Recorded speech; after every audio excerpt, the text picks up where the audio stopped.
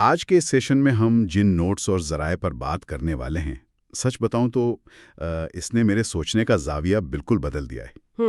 کس لحاظ سے؟ عام طور پر جب ہم قدیم صحائف کو دیکھتے ہیں نا، خاص طور پر قرآن مجید جیسی کتاب کو، تو ہمارے ذہن میں کیا آتا ہے؟ ظاہر ہے کچھ مخصوص عبادات یا کچھ پرانی کہانیاں۔ بالکل، یا کچھ روایات جنہیں ہم سمجھتے ہیں کہ بس ثواب کے لیے پڑھنا ہے۔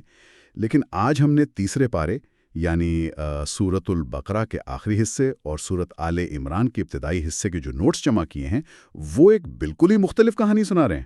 صحیح، اور یہ نوٹس دراصل یہ بتاتے ہیں کہ یہ آیات محض کچھ ڈوز اینڈ ڈونٹس کی لسٹ نہیں ہے۔ ہاں، میرا مطلب ہے کہ یہ کچھ کرنے یا نہ کرنے والے کاموں کی فہرست نہیں ہے، بلکہ یہ کائنات اور انسانی زندگی کو چلانے کا ایک مکمل ماسٹر کنٹرول آرکیٹیکچر ہے۔ چلیں اس کا تفصیل سے جائزہ لیتے ہیں کہ آخر اس میں ایسا کیا ہے جو آج کے جدید انسان کے لیے بھی اتنا ہی متعلقہ ہے۔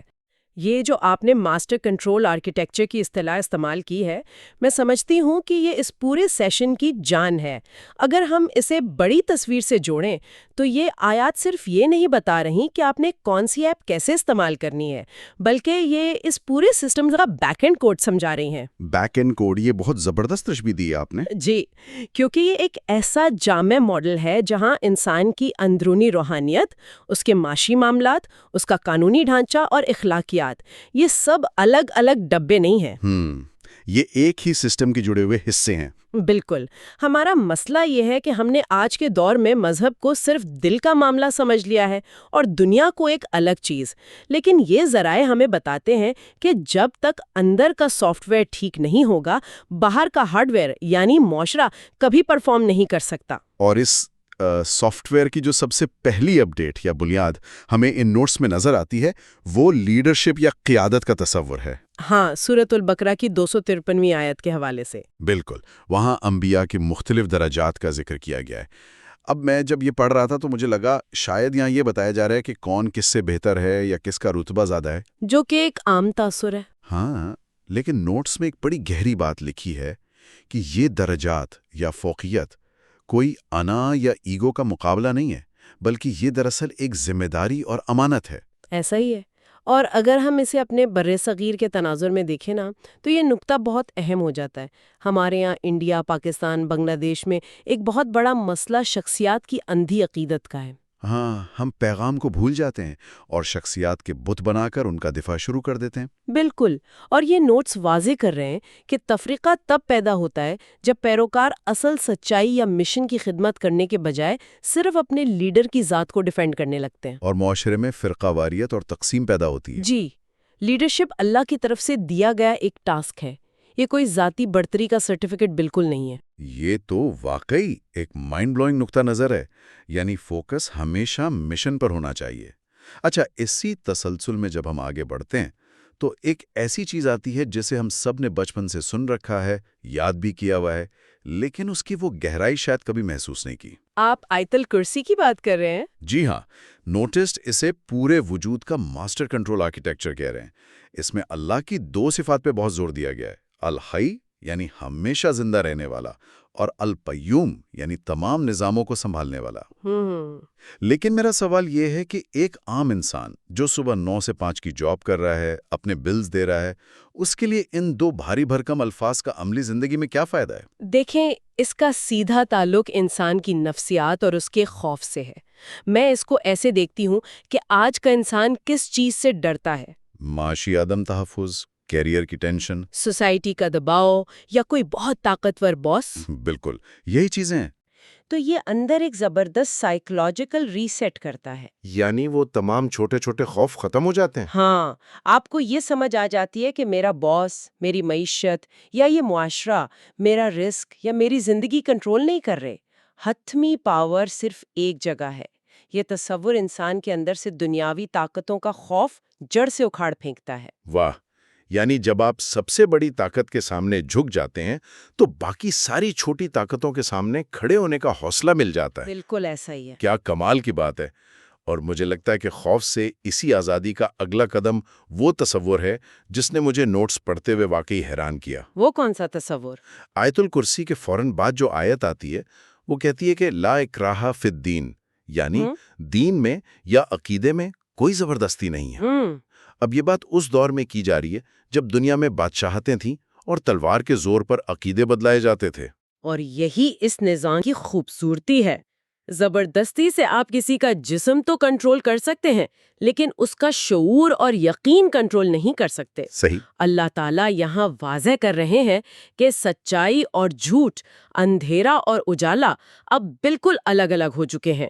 اب انسان کو آزادی ہے کہ وہ اپنے شعور کو استعمال کر کے فیصلہ کرے۔ کیونکہ جو ایمان محض کسی دباؤ میں آ کر لایا جائے وہ تو کسی بھی چیلنج کے سامنے کھڑا نہیں رہ سکتا نا۔ بالکل، اصل ایمان تو اندرونی یقین کا نام ہے۔ یہاں یہ بات بہت ہی دلچسپ ہو جاتی ہے کیونکہ جب ہم اندرونی یقین کی بات کرتے ہیں تو نوٹس میں حضرت ابراہیم علیہ السلام کے ایک واقعے کا ذکر آتا ہے جو اس بات کو بڑی خوبصورتی سے سمجھاتا ہے۔ جی، وہ واقعہ جہاں وہ مردوں کو زندہ کرنے کے حوالے سے سوال کرتے ہیں۔ ہاں، واقعہ کچھ یوں ہے کہ حضرت ابراہیم اللہ سے پوچھتے ہیں کہ اے میرے رب، مجھے دیکھا کہ تو مردوں کو کیسے زندہ کرتا ہے۔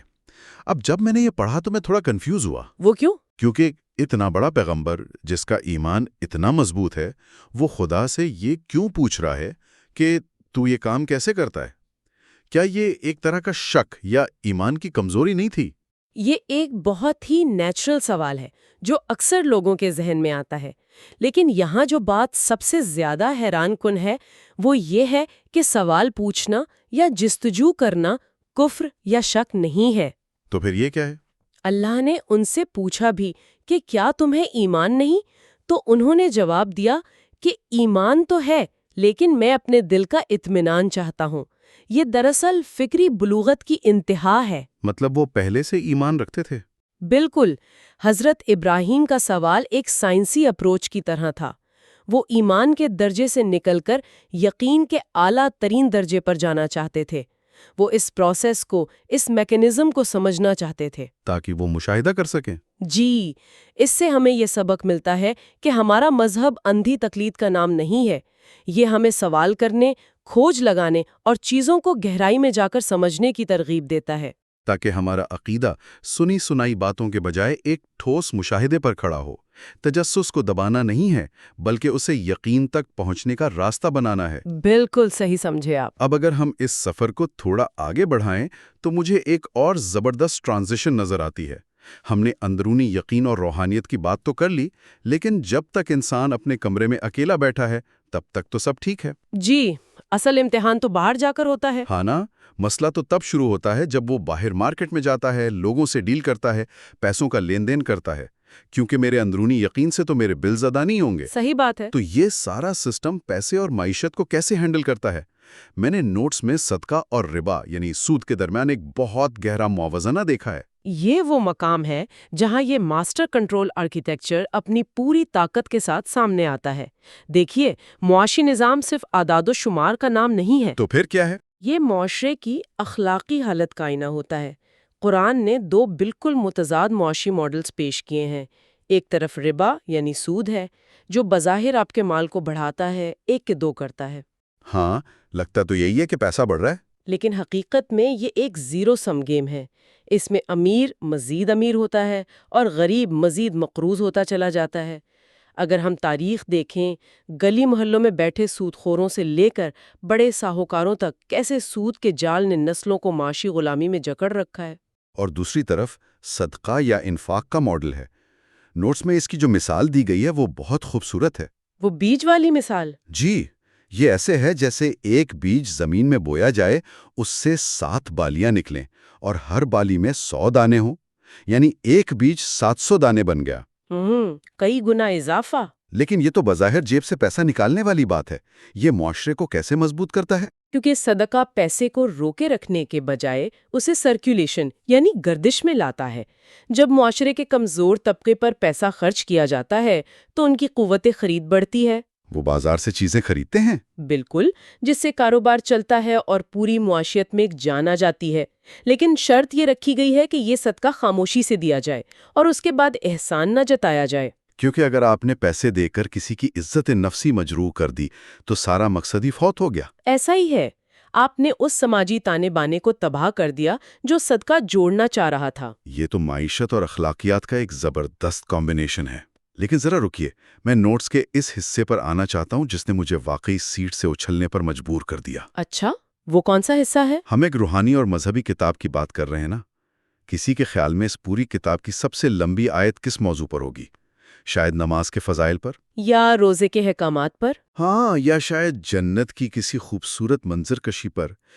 लेकिन जब मैंने पढ़ा कि कुरान की सबसे तवील आयत, जो सूरत अल-बकरा की आयत 282 है, वो किस बारे में है, तो मेरा दिमाग घूम गया। जी, वो कर्ज के हवाले से है। बिल्कुल, ये आयत दैन है, यानी कर्ज और कारोबारी लेन देन को लिखने के बारे में पूरी एक तफसीली एडमिनिस्ट्रेटिव गाइडलाइन। और मैं समझती हूँ कि ये इस पूरे सेशन का सबसे चश्मकशा हिस्सा है।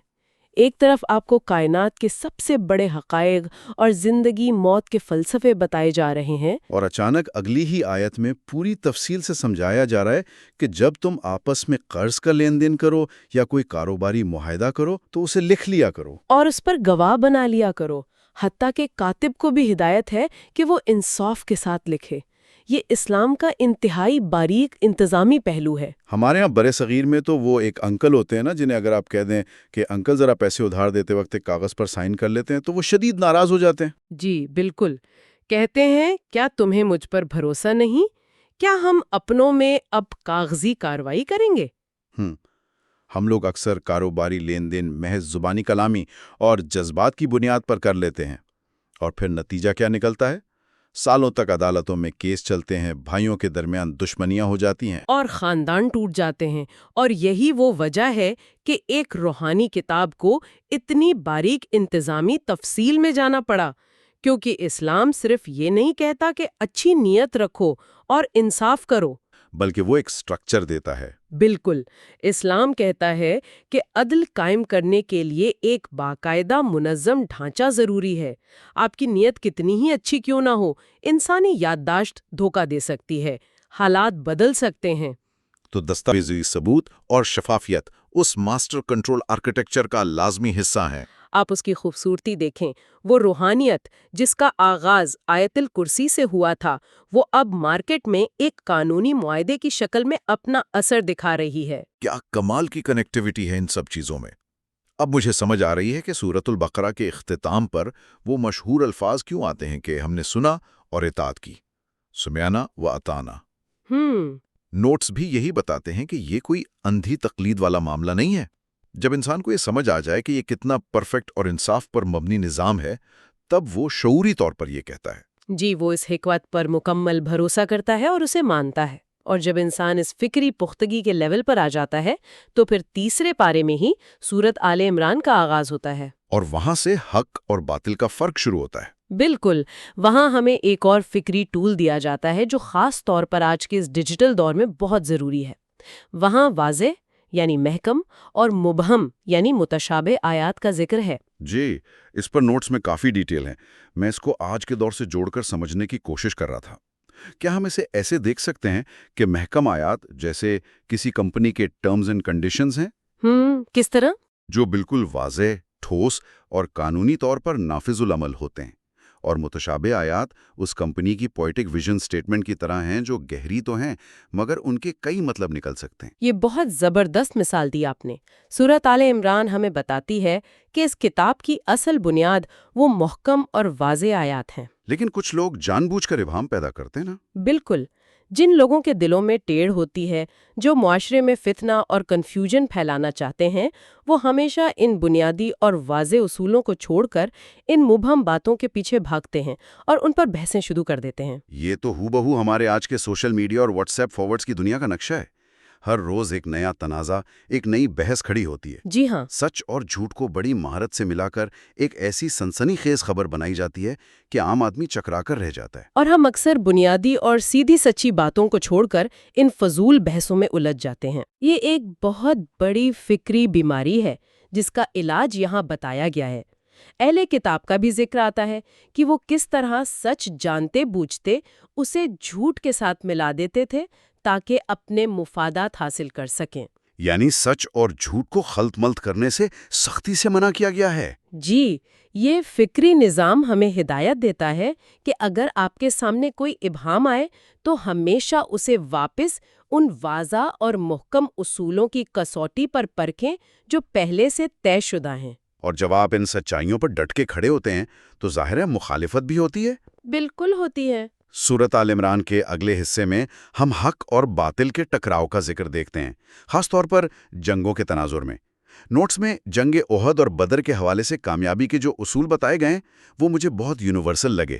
جیسے کہ فتح کی بنیاد صرف ہتھیاروں پر نہیں ہوتی بلکہ صبر، اتحاد اور اللہ پر بھروسے پر ہوتی ہے۔ اور سب سے اہم بات جو وہاں ہائی لائٹ کی گئی ہے وہ یہ ہے کہ تکبر اور آپس کا اختلاف ہمیشہ شکست کی طرف لے جاتا ہے۔ انا اور تکبر یہ تو ویسے بھی تباہی کی جڑ ہے۔ جی، انسان یا کوئی بھی تنظیم جب یہ سمجھنے لگتی ہے کہ ہماری کامیابی ہمارا اپنا کمال ہے، ہماری اپنی سمارٹنس کا نتیجہ ہے، تبھی زوال کا بیج بو دیا جاتا ہے۔ کامیابی ہمیشہ ایک اجتماعی کوشش اور عاجزی کا نام ہے۔ اب ہم اس گہرے جائزے کے بالکل کلائمیکس کی طرف آ رہے ہیں، اور نوٹس کا یہ حصہ ایسا ہے جس پر انسان کو واقعی ایک لمبا سانس لے کر سوچنا چاہیے۔ نیکی کے معراج کے بارے میں؟ جی، یہ سارا سفر جس کی ہم نے بات کی، قیادت، آیت الکرسی، یقین کی تلاش، معاشی شفافیت، قانون، یہ سب سورۃ آل عمران کی 99ویں آیت پر آ کر ایک نقطے پر سمٹ جاتے ہیں۔ لن ننالوا البر حتی تنفقوا مما تحبون۔ ہاں، آیت کہتی ہے کہ تم ہرگز نیکی کو نہیں پہنچ سکتے جب تک کہ اپنی پسندیدہ چیز اللہ کی راہ میں خرچ نہ کرو۔ مجھے سچ بتائیں، یہ عملی طور پر کتنا مشکل ہے؟ بے شک۔ انسانی فطرت تو یہ ہے کہ ہم اپنی پسندیدہ چیزوں کو جوڑ کر رکھتے ہیں۔ ہم پرانے کپڑے، پرانے جوتے یا بچا ہوا کھانا تو بڑی خوشی سے دے دیتے ہیں، لیکن جو چیز واقعی ہمیں پیاری ہو اسے قربان کرنا کتنا مشکل ہے۔ یہ بار اتنا ناممکن حد تک اونچا کیوں رکھا گیا ہے؟ یہ واقعی ایک چبھنے والا سوال ہے۔ میں اس کو ایسے دیکھتی ہوں کہ اس بار کو اتنا اونچا اس لیے رکھا گیا ہے کیونکہ اصل مقابلہ کسی اور سے نہیں، انسان کے اپنے نفس سے ہے۔ مطلب انسان کی مادی محبت سے؟ بالکل، انسان فطری طور پر مادی چیزوں کی محبت میں گرفتار ہو جاتا ہے۔ جب اللہ تعالیٰ یہ ڈیمانڈ کرتے ہیں کہ وہ دو جو تمہیں سب سے زیادہ پسند ہے، تو دراصل وہ آپ کو ایک بہت بڑی غلامی سے آزاد کروا رہے ہوتے ہیں۔ غلامی سے آزادی؟ جی، یہ اس بات کا ٹیسٹ ہے کہ آپ کے دل کے تخت پر اصل محبت کس کی بیٹھی ہے۔ کیا آپ کا مال، آپ کا کیریئر، آپ کی پسندیدہ چیزیں آپ کو کنٹرول کر رہی ہیں، یا آپ کا وہ خالق جو الحی القیوم ہے؟ واہ! جب آپ اپنی سب سے پیاری چیز قربان کرتے ہیں تو آپ مادی چیزوں کے اس کنٹرول کو توڑ دیتے ہیں۔ آپ کا دل بالکل خالص اور آزاد ہو جاتا ہے، اور یہی نیکی کی معراج ہے۔ تو اس سب کا اصل مطلب کیا ہے؟ اگر ہم آج کی اس پوری گفتگو کو اور ان تمام نوٹس کو ایک لڑی میں پرویں تو یہ ایک انتہائی مربوط اور لاجیکل سفر ہے۔ بالکل ہے۔ یہ شروع ہوتا ہے ہمارے عقیدے سے، جہاں ہم آیت الکرسی کے ذریعے اللہ کی حتمی طاقت کو پہچان کر ہر قسم کے دنیاوی خوف سے آزاد ہوتے ہیں۔ پھر یہ ایمان محض اندھی تقلید نہیں رہتا، بلکہ حضرت ابراہیم کی طرح سوالوں اور جستجو سے گزر کر یقین میں بدلتا ہے۔ پھر یہ یقین صرف دل تک محدود نہیں رہتا، بلکہ مارکیٹ میں جا کر صدقے کی شکل میں معاشرے کو فائدہ پہنچاتا ہے اور سود سے انکار کرتا ہے، اور اخلاقیات کو مزید آگے بڑھاتا ہے۔ جی، وہ معاشرے میں قانونی انصاف قائم کرتی ہے، جہاں ہم رشتہ داروں کی ناراضگی کی پرواہ کیے بغیر لین دین کو باقاعدہ لکھتے ہیں تاکہ شفافیت رہے۔ اور پھر جب ہم اس پورے پروسیس سے گزر جاتے ہیں تو ہم اس قابل ہوتے ہیں کہ اپنی سب سے پیاری چیز قربان کر سکیں اور دل سے کہہ سکیں سمعنا و اطعنا۔ بہت خوبصورتی سے آپ نے اس پورے سفر کو سمیٹا ہے، اور اگر ہم اسے بڑی تصویر سے جوڑیں تو یہی وہ وجہ ہے کہ ہم اسے ایک روایتی مذہبی متن کے بجائے ایک ماسٹر کنٹرول آرکیٹیکچر کہہ رہے ہیں۔ بالکل۔ یہ اس بات کا ثبوت ہے کہ انسان کا اندرونی روحانی اور فکری نظام اور اس کا بیرونی معاشی، سماجی اور قانونی نظام، یہ سب ایک ہی زنجیر کی کڑیاں ہیں۔